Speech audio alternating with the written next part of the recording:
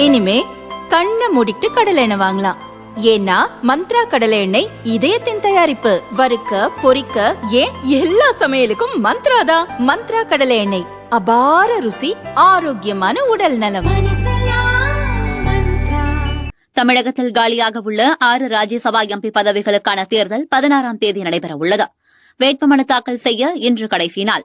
எம்எல்ஏக்கள் பிரதிநிதித்துவம் அடிப்படையில் திமுக சார்பில் 4, அதிமுக சார்பில் 2 எம்பிக்களை போட்டியிட தேர்ந்தெடுக்க முடியும்.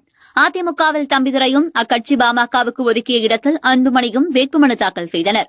34 எம்எல்ஏக்கள் வாக்களித்தால் ஒரு எம்பியை தேர்ந்தெடுக்க முடியும். அனைவரும் போட்டியின்றி தேர்வாக வாய்ப்புள்ளதாக எதிர்பார்க்கப்படுகிறது. இந்த சூழலில் அன்புமணிக்கு நெருக்கடி கொடுக்கும் விதமாக ராமதாஸ் தரப்பிலும் வேட்புமனு தாக்கல் செய்யப்பட்டுள்ளது. 2 எம்எல்ஏக்கள் ஆதரவு மட்டுமே உள்ள நிலையில் கடைசி நேரத்தில் ராமதாஸ் உதவியாளரான சாமிநாதன் வேட்புமனு தாக்கல் செய்துள்ளார். பாமகவில் மொத்தம் 5 எம்எல்ஏக்கள். அன்புமணி பக்கம் சிவக்குமார், சதாசிவம், வெங்கடேசன் உள்ளனர். ராமதாஸ் பக்கம் ஜி.கே. மணி, அருள் உள்ளனர். வேட்புமனுக்கள் மீது நாளை காலை பரிசீலனை நடக்க உள்ளது. போட்டியிடும் வேட்பாளரை 10 எம்எல்ஏக்கள் முன்மொழிய வேண்டும் என்பது விதி. ராமதாஸ் உதவியாளர் வேட்புமனு நிராகரிக்கப்படுவதற்கான வாய்ப்பே அதிகம் என்று கூறப்படுகிறது.